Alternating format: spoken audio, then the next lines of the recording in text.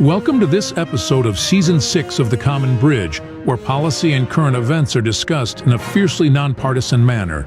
The host, Richard Helppie, is a philanthropist, entrepreneur, and political analyst who has reached over 5 million listeners, viewers, and readers around the world. With our surging growth in audience and subscriptions, The Common Bridge continues to expand its reach. The show is available on the Substack website and the Substack app. Simply search for The Common Bridge. You can also find us on YouTube and wherever you get your podcasts.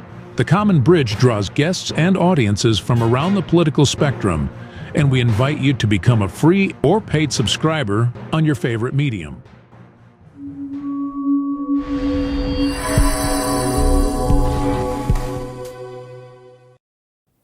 Hello, welcome to The Common Bridge. I'm your host, Rich Helppie. Got a great guest with us today from WJR Radio, the great voice of the Great Lakes in the city of Detroit, Chris Renwick. Hello. Thanks for having me. Very happy to have you here. Chris, we've been talking a lot about the media environment and how complicated it has become. There was a day that, people would get a daily newspaper. They'd read the paper and they'd say, hey, I'm done with the paper. I've got my news for the day. There'd be a little evening news on, perhaps. And when we listened to the radio, it was very unifying. Hey, did you hear what J.P. McCarthy said today? Did you hear this new song that came out? Today, things are a lot different. And you've been at this game for a while. You're a rising personality. Our audience likes to know a little bit about the background. So maybe a quick bio. Where'd you grow up and what were some of your early experiences and what brought you to the point of hosting your own program on WJR? Yeah, well, first you'll have to excuse me. I'm Italian, so I talk with my hands a lot. I'm glad we've got this on video. So there'll be a lot of flailing. So I was born in Pennsylvania, in West Pennsylvania, and I moved to Michigan. I moved to Novi, Michigan, about 97. It was a good year sports-wise as a sports fan growing up. Michigan winning a national title, the Red Wings finally getting it right. But I moved here in, going into the summer before fourth grade. So I view myself as a true Michigander.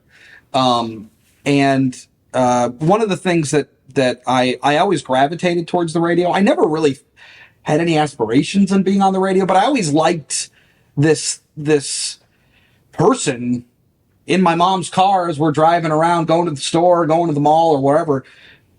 This person talking to me or playing music for me. And it was something I always kind of gravitated towards. So how did you break into the business? Well, so in high school, I went to Novi, and in high school, we had a tremendous TV radio class. So that's kind of where I first figured out that, this is an actual thing. Like, people actually do this.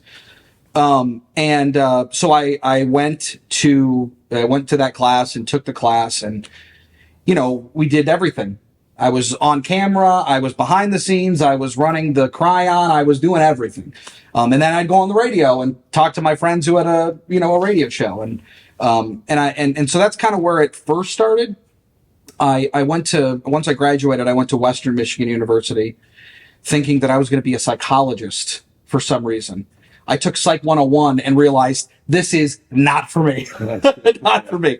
So I left Western actually, and I thought, well, that radio thing was pretty cool in high school. So I went to Specs Howard School of Media Arts, which is now rolled into Lawrence Technological University in Southfield, Michigan, and did this very focused kind of year-long program.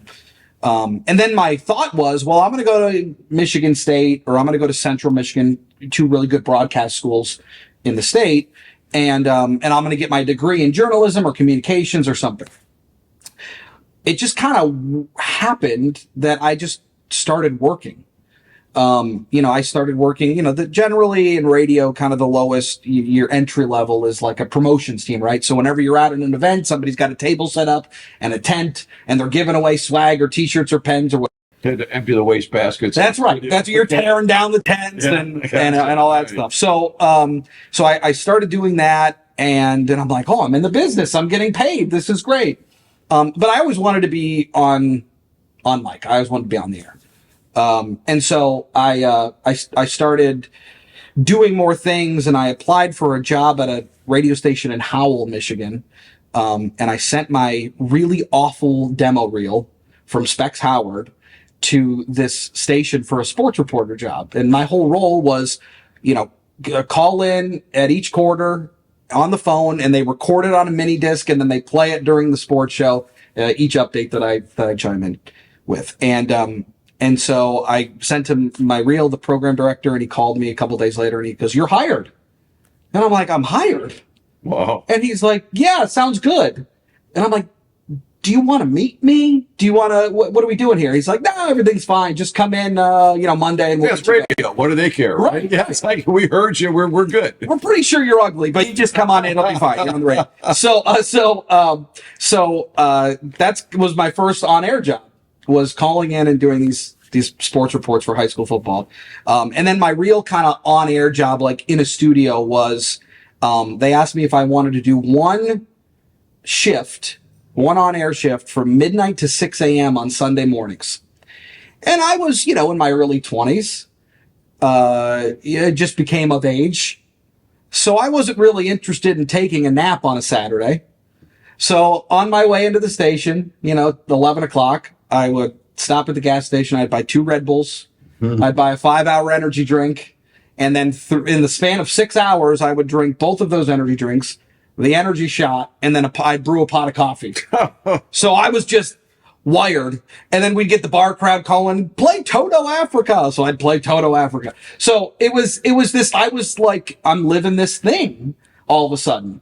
And then I kind of, up until I've been at WJR, I kind of hadn't been at a radio station for longer than a year and a half, because I'd kind of just been taking. Yeah, that's how you were getting your preparation. How long have you been with WJR? Been with WJR for it'll be 9 years in around Thanksgiving. Fantastic. Yeah. And what I love about the way you describe your career arc, high school opened up this world to you. Yes. And and it was a public high school. Yes. And people need to understand the men and women that are teaching, administering in those, dealing with kids with undeveloped brains, yes, exposing them to things. I had that same experience, that I wish I would have been a better student, but I got exposed to computer programming. Sure. Then you went to a trade school, Specs Howard, that led to this career. So now we're kind of coming back around, that if you know what you want to do or discover what you want to do, that might be a good path. It was a seed. It was a seed that was planted, and it was ultimately my decision on which way I wanted to go. And then you were willing to do the hard work of, hey, 12 to 6. Yeah. All right. I'm going to find a way to do that. And see, that to me is still the American dream. And like, when I relate to that, when I look at my career, it may not have always been the smartest or most talented, but nobody's going to outwork me. Right. And there's no substitute. When I talk to young men and women about what they want to do, I said, look, here's your formula for a chance of success. Sure. It's your talent. Yes. And everybody's got some. You got to figure out what it is, multiplied by your effort. Yes. Okay. Plus luck. And the only variable you can control is effort. Because you could be the most talented person with the hardest work and have a bad break. Oh, no doubt. And it can go the opposite way. Well, and for me, it was the opposite way. Being hired at this little station in Howell without an interview was a break. Yeah. Later on, I took this job at a little radio station down in Adrian, Michigan. And I was the news director. So this was my first full-time radio job in this little tiny radio station. The station was in an old bowling alley that they had converted. I kind of went in and I was like, it's small. I want something bigger. And I didn't realize it at the time. And this is something that I tell a lot of kids that I talk to that want to go into this business. You got to hustle. It's a hustle business. Not like necessarily ununique from anything else, but it's very competitive. It's hyper competitive. Mm-hmm. And there just aren't that many jobs, right? It's kind of like being an actor or a musician. You got to really hustle. Adrian down in Lenawee County, is a good distance from Novi. Now, did you move to Adrian? Yeah. So I moved. I rented an apartment. It was a great little apartment in downtown Adrian. I could walk to the station, which was great. And so I made the decision to move down there because as the news director, I kind of needed to be there. I needed to be available and I needed to be around what was happening. So I did. And then when my lease was up that year, I just kind of had this, this wasn't long-term for me. But let me just say the message that you're carrying away. Oftentimes, I counsel younger people, where do I go in my career? And they'll say, well, I only want to live in this city. Sure. And I don't want to commute. It's like, yeah, but the person that wants it more is willing to go to Adrian's a lovely little town. Sure. But probably not a thing that a young single person at that time. Correct. Was going to say, you know what? My desire is to get to Adrian. Yes. If I can only get to Adrian, things are going to work out. And where I hear some folks say, well, I want to live in Austin or I want to live in, Boston or wherever. Great. That comes with a set of results. But let's get in a little bit today about where AM radio is. And your station has a reach of a geography. It's got a very powerful transmitter. Yes. 38 states and half of Canada. On a nice cloudy day. On a cloudy day. That's great. And I know that I've been driving down south and being able to pull in JR from a long way off. Emails from people in Portugal. No that kidding. Say that they've gotten our signal. Yes. It's the frequency. This is that technology, right? You don't see it. They're not building new AM stations, right? But this is that reach that a 50,000 watt blowtorch has. And then also now, because of where the world's going, there's a WJR app, and people can listen in. Could a person like any place in the world pick up the app and listen? Any place in the world. That's such a profound change. And your audience, it must be difficult to understand actually who's listening. What do we know about that? So you brought up J.P. McCarthy earlier, who's to me, is not just a legend in Detroit. He is one of the greatest radio hosts of all time. Yeah, let me explain that for my audience that's not around Detroit or not around the state of Michigan. We do have international audience. Sure. You should see some of our numbers from Europe. It's I don't know how that happened, but it does. Send me a croissant if you could. Chocolate stuffed croissant. Thank you. But J.P. McCarthy was a radio host in Detroit, had a morning program. It was the news. It was a little music. It was talk. It was a guest. And then it would be stock, sports, and weather. Yeah. And basically everybody heard him. It was certainly on in the kitchen when I got up. My mom and dad would have that on. And that AM radio in the past was that unifying force. Yes. And they said, we know we're talking to this region, and everybody was kind of on the same page. Yes. Back in the day. So they knew who their audience was. Yes. And today, someone in Portugal is hearing you, and there's an app that someone in New Zealand could be listening in. What does that mean for you folks in terms of your content, what you're putting out? Yeah, so for me, we are an all-service station still. WJR is very much, we want to make sure if you're on the road that you know the best way to go, or if there's an obstacle in your way, we want to make sure you know that. We want to make sure that people are informed on things that matter to them. God bless that person in Portugal listening, but I don't really care about what he thinks because he's not my audience, right? It's cool. But I'm worried about what Wendy and what Steve and what Jimmy and what Joanne in Southfield or Southgate or Novi or wherever, what they're dealing with, right? I see. And so our audience tends to shade a little older. I think with what we're seeing, it's if you're 35, 40, you start to care about different things in life, right?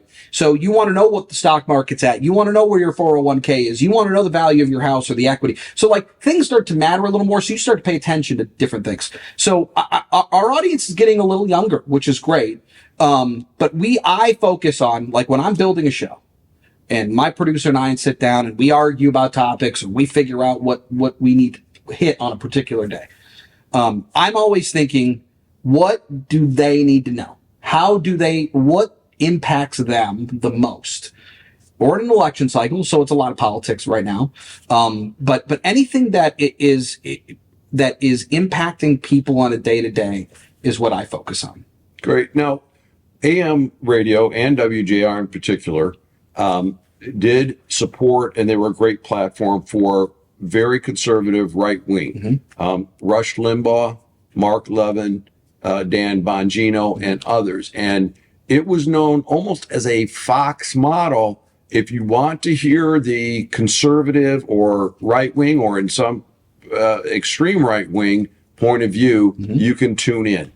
That drew huge audiences. I'm sure it was good for business. But is that where you guys are today, or you moved us to a new place? I don't know that we've necessarily moved. I think what we do well is we have informed opinions on things that matter to us. I've had Donald Trump on a couple of times this year. I had J.D. Vance on a couple of weeks ago. The things that I ask them are about what people in Michigan care about. I don't, anything too grandiose or anything that deals with, Mike Johnson in the House or whatever. None of that matters to us. What matters to them? So we're talking about manufacturing. We're talking about the economy. We're talking about a lot of the issues that people care about. So, WJR is a full service station. And I think what our management team has done, particularly with going to an all local lineup. You mentioned Rush Limbaugh. You mentioned Dan Bongino and Mark Levin. Those are all syndicated shows. And look, whatever people think about Rush Limbaugh, he is the godfather of this format. In this kind of political talk. He did it better than anybody. He basically created it. But with that being said, I look at things differently than those guys do, while still taking some of the same approaches to topics. Where for me, it doesn't matter what letter is in front of your name. D-R-I doesn't matter. If you do something good, I'm happy. If you do something bad, I'm not. Yeah, so it's not necessarily conservative talk. It's more just we've now crafted this lineup of all local to cater a local audience, and we're not ideologues. We don't take a certain stance based on party. That's a very important differentiation: the syndicated national versus the and nobody's doing that. All local. Nobody is. I mean, find me another station that is local from sun up to sundown and that has actually changed in that direction. Whereas a lot of stations now, all over the country, they're taking away that local talent because it's much cheaper to go to syndication. So this commitment that I believe our station has made, I think it serves Southeast Michigan. It serves all of Michigan in a much more impactful way. Indeed, I would agree with you. And there's a concept, called micro reporting, right? Or intensive micro reporting. So there's little local newspapers, hyper reporting, excuse me, is the name of it. And so there's a little paper out in Washtenaw County where they're actually putting reporters on the street. Yes. And they distribute it to everybody within a certain zip code. And they've got ads in there for a business model, but also you can write them a check, which I do because I want to support that local reporting. Yes. And it's very important. We can't get away from having journalists on the ground. And you made mention of the Trump and Vance being on your show, and that had to be interesting. I want to dive into that a little bit, but have you made overtures to Kamala Harris and Tim Walz to see if they would like to come on the show? Yeah, not only them, we've made overtures to the president and the vice president. I from my perspective, particularly when we are relating a message to the audience, I don't lie to my audience. This is me. I don't have a radio personality separate from my daily life. And so, I'm a very straightforward person. And we have continued to make efforts to try to get the vice president and her running mate on. And they haven't taken us up on those yet. I'm hopeful, because I think it's important to to give that platform to everyone.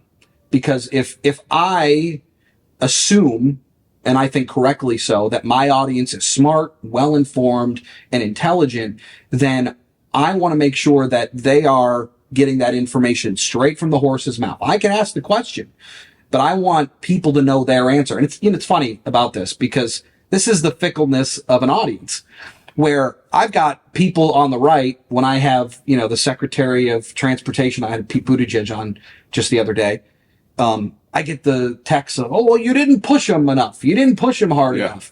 And then I get people from the left when I've got J.D. Vance on or Donald Trump, and they're like, you didn't ask the serious. I ask a question about manufacturing, for example. How do we bring back these jobs? But then how do we have a workforce that's ready to handle those jobs when they do come back, and if they come back? And whatever that answer is their answer. You don't need me to spoil it. I don't need to be Brett Baer in a confrontational interview with Kamala Harris. It doesn't serve anybody.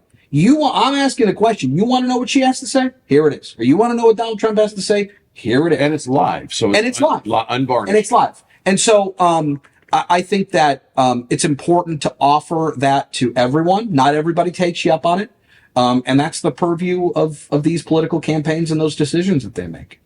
Those sound like some pretty interesting guests. When you kind of look back at the guests that you've had, any that stand out as particularly interesting in any, whether they were controversial or just insight or maybe surprised you, any that you'd like to really have back?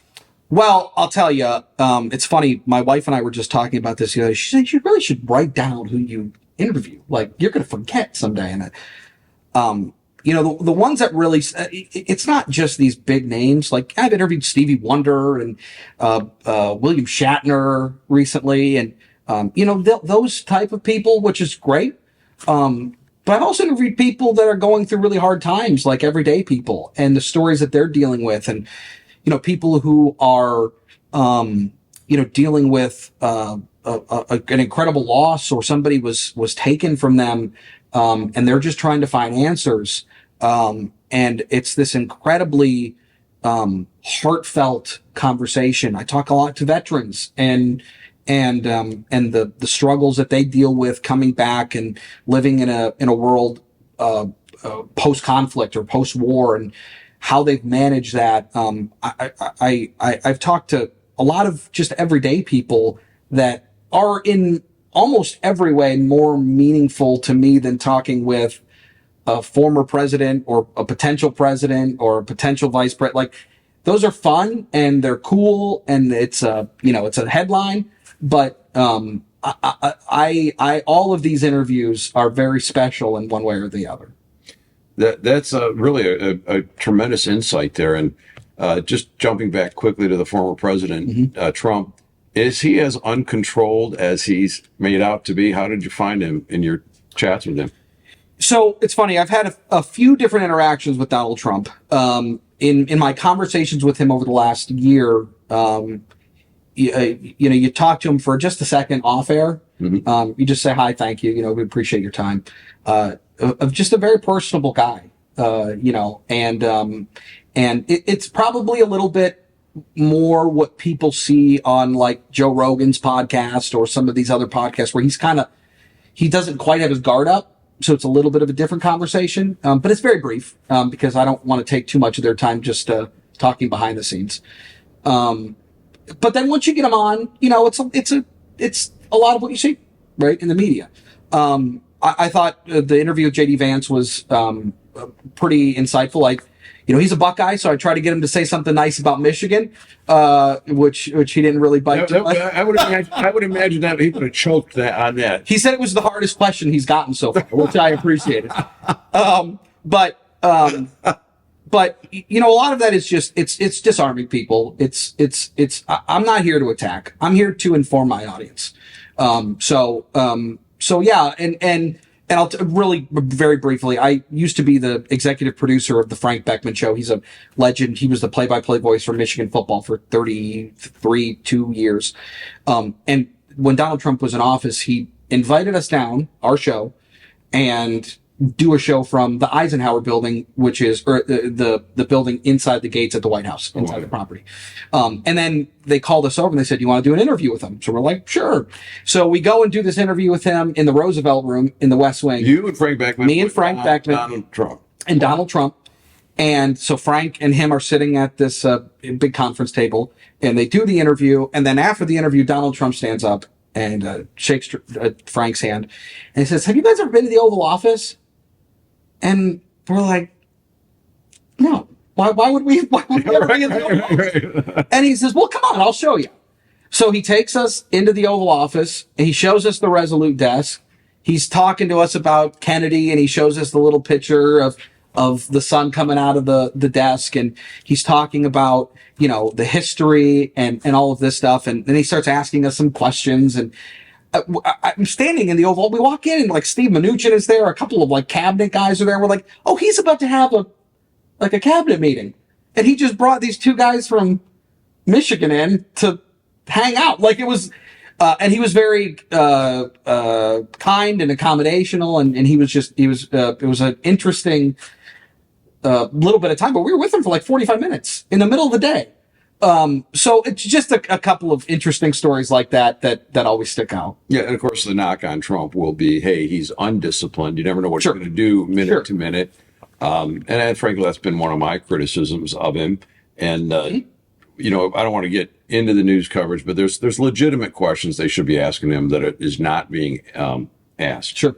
So, it's really interesting about the way the media environment has evolved as a business. Back in that day when people got their information from local radio, local television, and local newspapers, there were regulations. You couldn't own a newspaper and Right. a voice or television audience in that same place. Now we've got a lot of consolidation. Of course, there's a lot been made of George Soros trying to buy up the 200 stations from Audacity. Whether he can get that through the FCC, although it seems to be being fast-tracked, is a question. But your station, you're part of Cumulus Media, which owns 401 radio stations.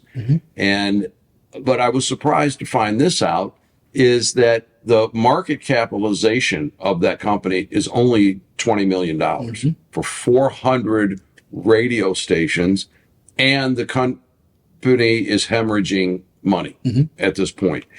Which lets me say, all right, your income is coming from advertising.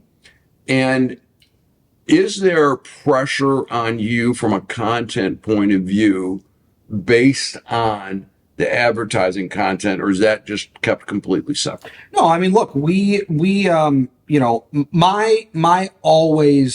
responsibilities to the audience. But the realities are we got to pay the bills. We got to keep the electricity on. We got to keep things moving. And so, we're not a subscription based model. We're not, a situation where you have to buy into something. And so, I think that comes with a little bit of the charm of radio. It hasn't really changed terrestrial radio. And so people know what to expect. So there's comfort there as well. But the realities are we do have to juggle that. And it's important that we make those connections with businesses in our area that have the same characteristic makeup that we do. That people who are committed to the community, people who are committed to doing good things for people and doing the right things for people, it's really important. And so I think it would be foolish to omit that, and say that that's not something that we think about, because of course it is. It's how we stay in business. It's how we're able to keep people informed and keep these dialogues going. So it is, when I walk into that building every day, I'm not thinking about sales. I'm not thinking about advertising. I am thinking about how do I best serve my audience. But it certainly is something that we think about because we have to. Well, I will also endorse that, because when I'm traveling and I'm listening to Sonos or TuneIn Radio, I want to hear local. Yes. Because I want to hear that, this club has got a particular act coming in. Sure. Or, hey, there's a special on pizza, or, putting at the putt or whatever. You get a local flavor by listening to local things. But you know what that is too? It also, we get to peek into what other people are thinking and how they're doing things and how they're approaching this, right? Because, it's human nature. You can kind of get into a lull, or you can kind of end up doing the same things. It can be monotonous. And people don't necessarily see that because they're in the middle of it too. But it could spur a completely different idea when you're able to kind of pick and just kind of listen to what other people are doing. Absolutely. But again, radio was that unifying force. Yes. In the community when you were driving to work. Yes. There was people were listening to one of three things, and now they could be listening to a podcast. They could be listening to something, broadcast. They could be listening to satellite radio. Sure. And never hear, then driving right past a business that offers great steaks or seafood or whatever, and just not aware. Sure. And so that's really changed.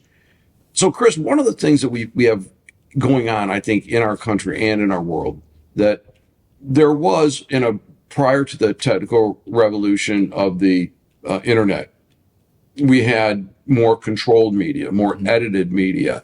It's been kind of characterized mainstream media and criticized today for being agenda driven.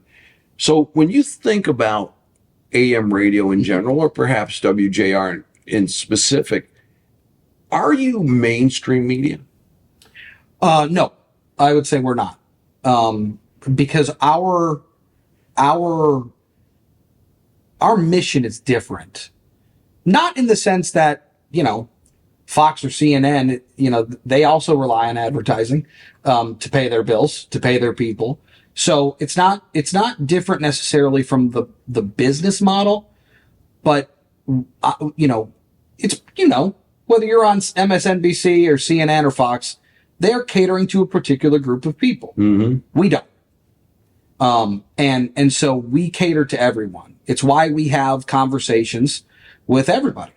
It's why I've talked to everybody from Donald Trump to, much more progressive. Oh yeah, Pete people. Buttigieg. Pete Buttigieg, who's again, people need to separate the politics from the people. Oh, in a lot of cases. What people need to understand is when you get to a certain level, correct, in politics, you're a pro, correct, and you're pretty good at what you do, sure. Which is why I always thought these negative campaigns were silly, because then the person comes out with a debate or whatever, right, and people look at him and go, "Oh, he's not that bad," right, or "She's not that bad." Right. They're people, yeah, and they're all pros at a certain level, and I don't know Pete Buttigieg, but. He seems like a really smart guy. He is a smart guy. And what I don't like, and what a lot of these outlets do, and again, they have a different perspective on coverage. They're catering to a specific group of people. I don't want to, selfishly, I don't want to have conversations with people that I just agree with. That's boring. I don't want to do that. And it's a disservice to my audience. If they come to my show from 2 to 4 p.m. Eastern every weekday, if they come looking for the same thing or something cookie cutter or something right out of a box, that's not interesting to me. I don't want to do that. And I don't think people want that. And so it's why I diversify who I talk with, because I don't, and I don't, I'm not an ideologue. So I have feelings on both sides of the aisle that I agree with. But if in my view, I do my audience a disservice if I don't have those conversations with people and at least give people an opportunity, whether or not they agree or not, one way or the other. Give them an opportunity to hear a different perspective. And whether that changes things for you or not is up to you. But I want to make sure that I'm giving that to you. I really like that, because I'm a fellow traveler, and I actually had a guy scoff at me on a not so much used social media platform. He said, "All you guys that think you have a different take, you don't know what you're doing." I'm like, "Oh, a different take is we're not following the formula. You're not thinking how I'm thinking." Exactly. And so Fox again pioneered. I think I haven't watched Sean Hannity since he had Alan Combs on. It was Combs and Hannity. It was interesting. Sure. Although Combs going against Sean Hannity was never a fair fight, right? He was right. Combs, and I've said this on another interview, but Combs was like the Washington Generals, Yes. He's gonna get just bumbling around. Yeah, by the Harlem Globetrotters. Yes. And people tune into that to hear that. People tune into Rachel Maddow to be lied to. I mean, she's testified that she lies. Right. It's an echo chamber. Exactly. And so you're coming at this from a different way. But my guests might want to know, look, have you ever like criticized Donald Trump or criticized? Of course. I think even going back to what happened on January 6th, I don't believe that the things that he said spurred what happened. I do believe he waited far too long to say anything. It was a horrific day. I think a lot of one of my biggest criticisms of Donald Trump is, even in times when I think he's right or I think he's on to something, he doesn't articulate it properly. For example, and I'm not saying this is something that I agree with, but after the Dobbs decision, he came out and said, look, each state is going to have your own rules, and the states are going to have to make those decisions, and the voters in those states are going to have to make those decisions. And since then, he's come out and he said things like, well, if you want to change, win elections. And he kind of just leaves it at that. Whereas I think he means if you want to change the laws in your state, then you need to become active. You need to go out, put yourself on the line, win elections. And then once you have that control over your state legislature, then you can take the correct, whatever you think that corrective action is. Or a referendum. Look at Kansas. Nobody would have forecast that. Exactly. And so that very contentious issue. Yeah. It's with the states. Mm-hmm. Ruth Bader Ginsburg thought that's where it belonged. Correct. And I'm kind of with her because, she knew more about the law than I would ever hope to imagine. I could teach her a couple things. But on January 6th, that was one of the things I would love to hear someone ask Donald Trump. The observable fact is for 187 minutes, you did nothing. Mm-hmm. Why? Mm-hmm. And because had the president said, Mr. President, people are going into the Capitol, it would have been, wait a minute. Sure. Get on a bullhorn, tell them to get out. Sure. Now, he said many other things that he shouldn't have said. I think he should be held accountable. But I don't want to go down that tangent about how his political opposition empowered him and obfuscated the issue by their exaggeration and such. So I'm just going to try to awkwardly move on to in this. I look at what you're doing with talk radio in a time when we have interactive, multi-dimensional communication. It's not just one way. Yes. It seems to be that, to your point, with future generations caring about their world, and with talk radio being this ubiquitous two-way, it ought to look really bright in the future. Mm-hmm. But then I look at the market cap. Mm-hmm. What do you guys talk about as it comes to what's the future here? Yeah, I think one thing that is really important in our business in 2024 going into 2025 is you got to be multiple, right? You have to be active on social media. You have to be active in different ways to engage with your audience. And it's a lot more than just, a 2-hour radio show in the middle of the afternoon. Yeah, it's a long time. I love the way you talked about getting ready for the show. Yeah, there are things that we can do in a podcast format that can live on our sites, that can act as an accompaniment to what we do on the air. And so I think that when you think about where this thing is headed, I don't know. I mean, vinyls are back. So who knows? You know what I mean? I don't think that this is that we're going to be, a dinosaur here. I don't think that we become extinct. The business has changed. It continues to change. It's changed in the last decade since I've been there. So, it will evolve. It will change. It will become something different than what it is today. I don't know that anybody really has an answer, but I think that it is going to evolve in such a way that it will make the platform relevant for the future. Chris, as we near the end of our time together, a couple of lightning round things. Okay. And in the lightning round, prime rib. You can always pass. So, if you read what we would loosely term the mainstream media, or listen or watch, the perception is that Americans are at each other's throat and are very angry. Mm-hmm. Is your audience angry? I don't think my audience is angry. I think that there is a frustration. I think there's a frustration with what maybe some people would think, like, how could you possibly think like that? Mm-hmm. Or how could you stand by this? Or, and it's probably on both ways, right? So I don't know that it's, I mean, I'm sure there is some anger. I'm sure there is some animosity. I don't know if they're angry. I think they're probably more frustrated because everybody injects their purview into what politics is, and they all have an idea of how things should be run. And when you don't match that, or when you don't meet that expectation, there's frustration there. Yeah, and I will tell you from my audience, mm-hmm. I don't think there's been an issue where I couldn't take somebody stalwartly in one camp and someone's, equally cemented into the other, and find places that they agree. Sure. And even getting them to agree that, that middle ground would be better than what we have on the extremes. Right.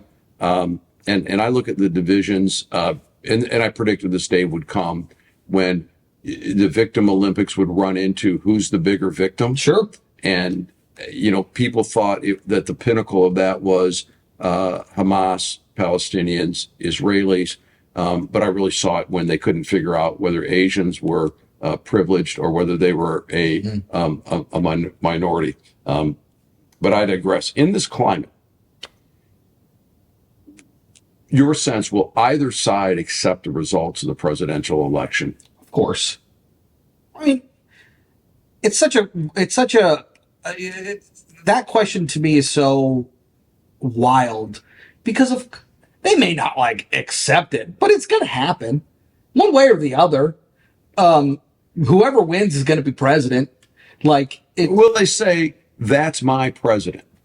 Oh, probably not. Okay, because you mean from a people perspective or from a campaign perspective? From a people perspective, my look at it is this: we have a couple of bad choices again. Mm-hmm.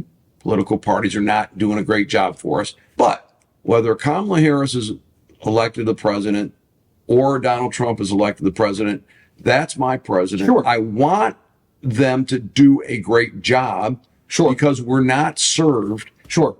And I've been asking people, will you accept the results of the election and say, that's my president? Sure. And I think probably, that started under Donald Trump. That was he's not my president line. And so then Republicans have adopted that in the Biden era. So I don't know. I think we get caught up in a lot of it because we're in the heat of the moment. But at the end of the day, you're still going to get up in the morning. You're still going to have your coffee. You're still going to read the paper or turn on whatever platform you want to hear from. You're still going to go to the grocery store. You're still going to have to plug your car in or go to the gas. You still live. Well, platforms are going to be, they're either going to be listening to WJR or the Common. That's right. Podcast. It's really the only media. It's the only place in the world that it's completely binary. That's right. So I think we get caught up because we're in the heat of it, but it's going to be fine. Great. And our audience has been amazing. The number of subscribers that we're adding. Yeah. And it's good. The downloads broke over 5 million. Because you're having conversations with people. That's it. Have a conversation. Talk to people. It's okay. It's not rocket science. It really isn't. So, Chris, anything that we didn't cover today that we probably should have talked about? Anything you want the readers, listeners, and viewers to hear about? Prime rib, medium rare we covered it. I think this has been fun. Thank you for having me. I'm so delighted to have you here in you. studio, Kay. We've been talking today with radio personality and talk show host Chris Renwick, Chris of WJR Radio, the great voice of the Great Lakes, 760 on your AM dial in 38 states and half of Canada, on the WJR app and at WJR.com. And you can hear Chris from 2 p.m. to 4 p.m. Eastern Time, most weekdays. And with our guest, Chris Renwick, this is your host, Rich Helppie, signing off on The Common Bridge. Thanks for joining us on The Common Bridge. Subscribe to The Common Bridge on Substack.com or use their Substack app, where you can find more interviews, columns, videos, and nonpartisan discussions of the day. Just search for The Common Bridge. You can also find The Common Bridge on Mission Control Radio on your Radio Garden app.